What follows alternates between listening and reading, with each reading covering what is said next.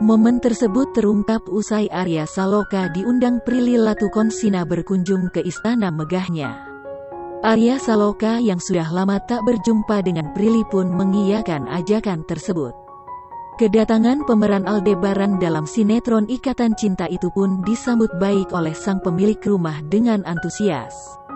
Terlebih, rupanya Prilly Latukonsina kagumi Arya Saloka. Aktris yang terkenal lewat sinetron Ganteng-Ganteng Serigala itu mengaku sangat mengagumi akting Arya Saloka yang mampu membawanya tenggelam menikmati cerita yang disuguhkan. Hal tersebut membuat Prilly juga tak heran dengan banyaknya fakta kini banyak ibu-ibu dan remaja perempuan yang mengidolakan Arya Saloka.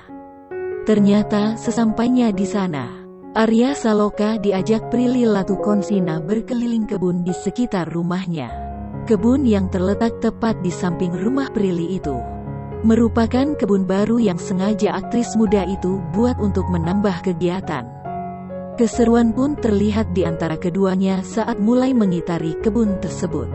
Prilly dan Arya tampak panen beberapa sayuran yang ada di sana.